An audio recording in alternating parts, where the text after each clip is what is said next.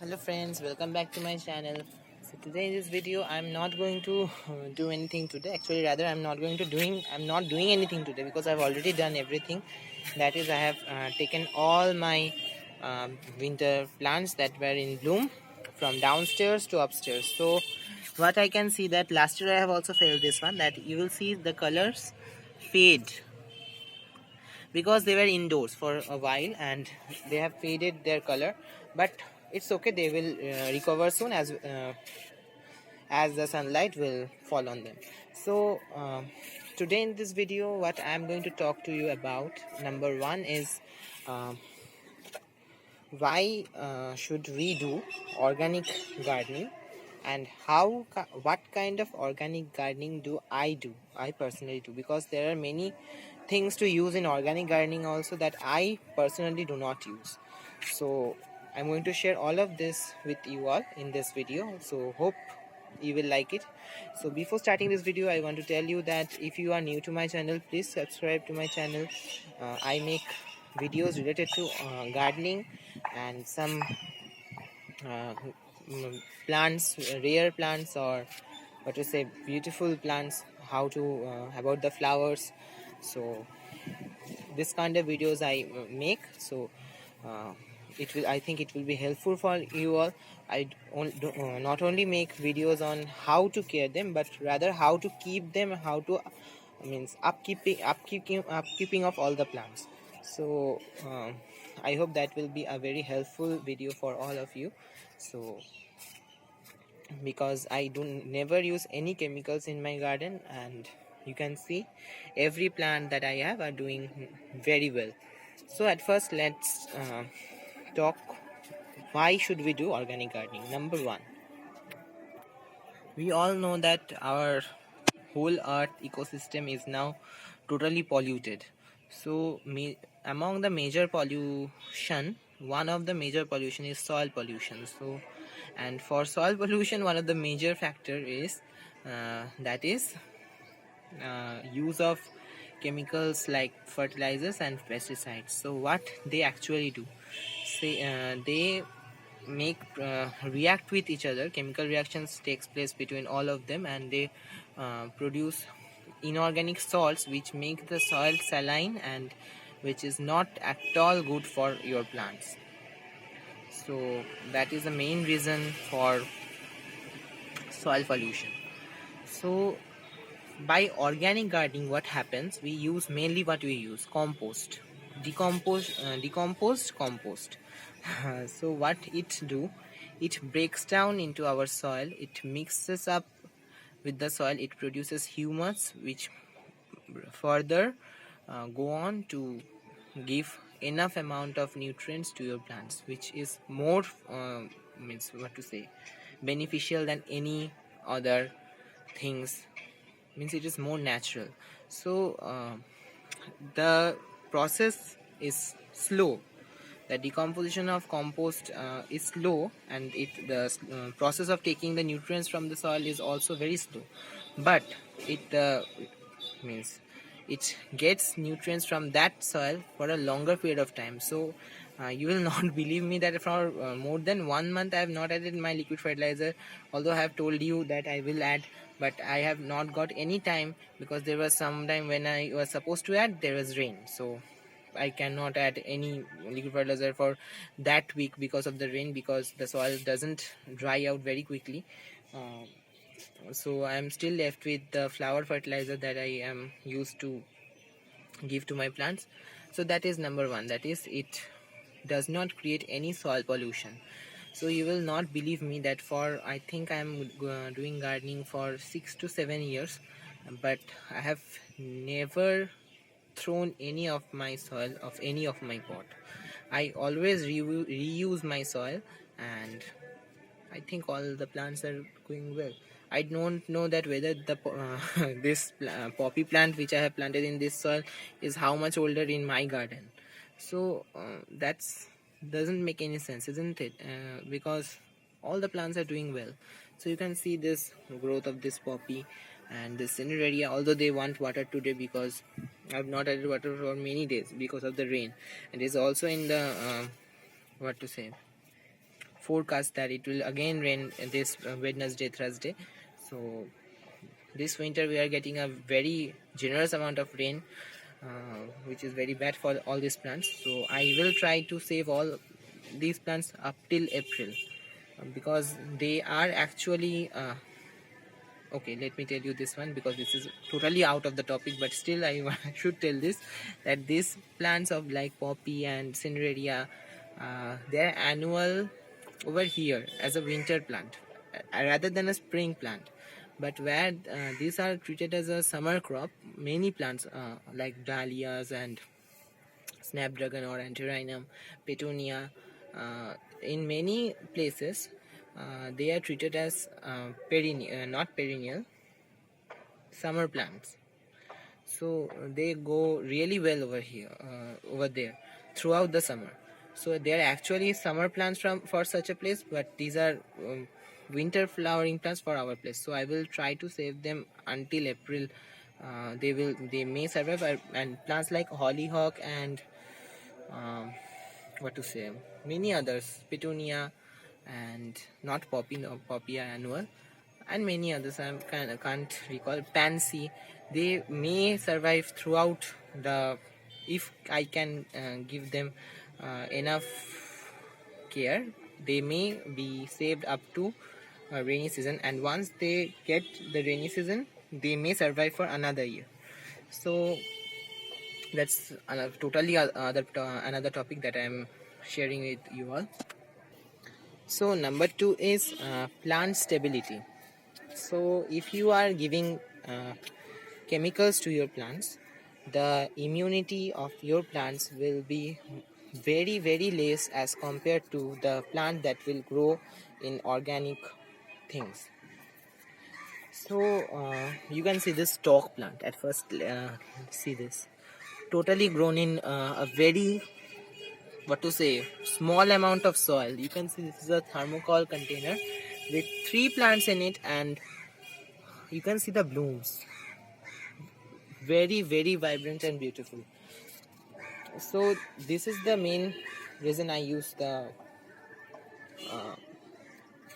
organic things in my garden, because they not only improves the quality of the soil, they also improves the immunity of the plants. So for perennials like hibiscus and all the fruiting plants that you are having, they enhances the fruiting system and also encourages the production of your harvest. So that is another reason. So you can see this is mustard. Okay, mustard seeds that you can see. I have removed many of them to get the flowers, continuous flowering, but there are so many that I cannot now do anything. But you can see this, where these are.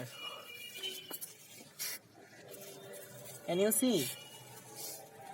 This is an oil drum of 5 liter, and in that small place only, how many plants are like this? These are more than 6 inches height, not inches, 6 feet height. So can you see? This is my lemongrass flower, and it is crossing this, and this is one, and here is one hollyhock also. This have crossed, I think, more than 7 feet. So this is another reason that I use organic things in my garden.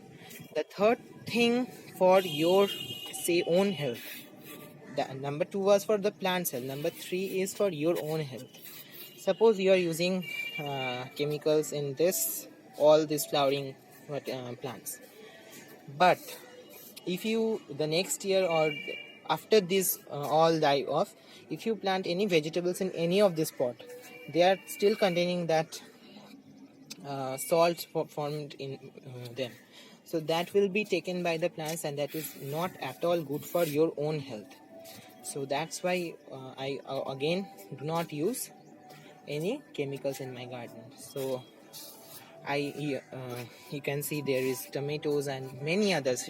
In Bengali this is sheem. I don't know the English name of sheem, but it is also a fruit, means not fruit but vegetable, what to say,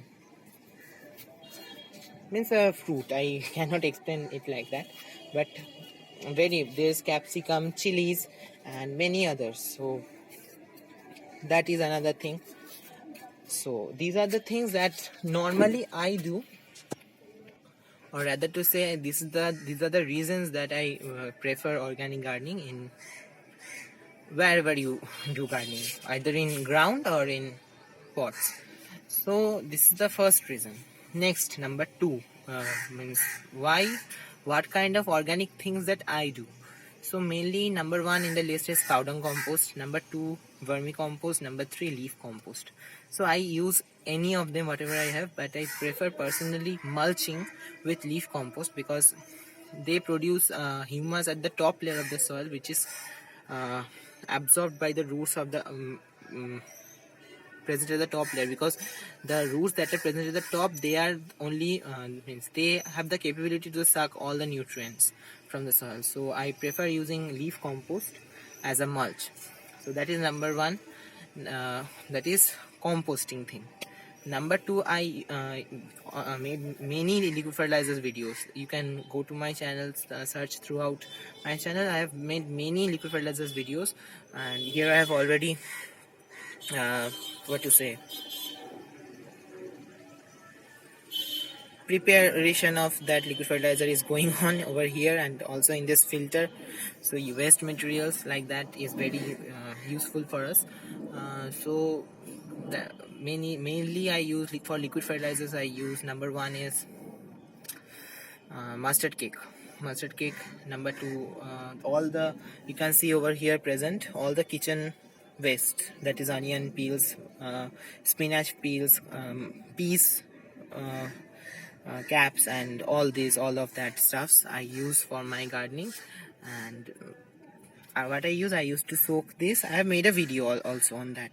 I used to soak all of this in that bucket, and I let them ferment for about a week, and then I dilute that concentration with another large amount of water, and I used to add that water to each of my plants. So that is also a very nice fertilizer for all your plants. So that is another thing. And the third thing that I have recently started to use and I have got enormous good results, that is the organic growth booster, or whatever you can say. So that is what is that mainly, that is number one is seaweed extract, that is zyme, you can say. So zyme is a very good growth regulator as a what to say, organic thing, because it is what is actually zyme, as far as I have studied, that is an algae which is found at the sea. So the extract from it is very much good for the health of your plants. So what that all kind of that fertilizer, that is poultry manure and many other manures, mixture of many other manures. So what they do actually say, they actually go inside your soil, they generate good bacteria that will break down all the bad components of your soil and into nutrients that will be taken by your plants and giving your plants a very very good health. So for plants in pot, these kind of things are good, but that is also totally optional, because before using that thing also I have done gardening. You can see my last year videos, there was also plenty of flowers and fruits. So, and you have seen my jujube plant, more than 100 fruits were there, but there should be more than 200 because of that cyclone Nick storm, that is Bulbul. My one branch totally broke, and that is that in that total 121 fruits were destroyed by that storm. So yes, I have counted all of them because I was very depressed of that incident. I have shared also in my videos. So that is a thing. So these are the reasons that because of what I use organic gardening. Another thing that using of organic things also increases the quality of your flowers and fruit. So you can see this vibrant looking color, and I don't know why when I go to the exhibitions or something like that, I feel that the flowers don't have any life in them. there were maximum flowers, enormous flowers. That is the plus point of the chemicals, that is they react faster than organic, producing more blooms. But actually, in Bengali, what we say, I should not tell this thing, but I don't feel that life in that kind of in that flowers that I get in my flowers, because you can see this vibrant looking color. I don't know whether you can see this in sunlight or not. You can see this Cineraria have just started to grow, on also the health of this plant, so stiff, and see the birds in this one. So you have seen my chrysanthemums also. So I comparatively, I think I have produced less flowers than them, but there's a but, the quality are much more better than that of the users of chemicals. So I use chemical organic things, so I will never stop using those things, and I personally really like them. So hope you like this video, and you can see this hanging garden have totally turned out great. And this is a top garden, what to say, rooftop garden. Actually this is totally a rooftop garden, but this is roof to rooftop garden, I can say. And you can see this full of alyssums. Can you see? They're very good looking, and you can see this insect enjoying nectar from this. So you can see this over here, all of these are due to the organic things. So you can see how much soil is there in this. I have hardly added any liquid fertilizer to this container, but you can see this growth of these phlox. This is a single plant of phlox. Can you see how many blooms are there? Here is one alyssum, here is two alyssums over there only, and here is one. So total 4 alyssums, and I believe that within some days also that will fill up the full area. So due to the rain of overwatering, I thought I have failed producing this container, but it is again regaining its shape, and it is again giving me some hope that I may succeed in what I wanted. So that is the thing. So here you can see I have placed all the removed all the kalanchoe's from there, and I have kept all of these over here, making a border like this. And here everything is coming like this. So there are colors, but more to come, more are yet to come. I need to add water today in all my plants. So okay, I hope you like this video. So thanks a lot for watching. I will see you in my next video. Also, if you have any opinion on any of the things that I have told to you, whether it is positive or negative, please feel free to do that in my comment section below if you have any comments, because I also am learning. I am not at all an expert. I do not study also plants. My subject is totally different from what I do. So what I have told is totally from my experience. So you may what to say, rectify me if I am wrong at any point I have told. Although I have studied all of these things from the net only, after experiencing all of this, I have studied all the things from net. But if I am wrong, please you are feel free to correct me, and please subscribe to my channel, and I will feel like you are supporting me. So here you can see inside this there is a tulip bud. I think that is a tulip bud, but I don't know. But if that bud is, if I get this pot with flowers, so I think this video will be the most watched video in my channel, because growing tulip in tropical weather is a very tedious job. So I have succeeded. I think I have succeeded. I don't know whether I really have succeeded or not. So I think that tulips are not for this area. So I hope you like this video, and okay, thanks a lot for watching this video.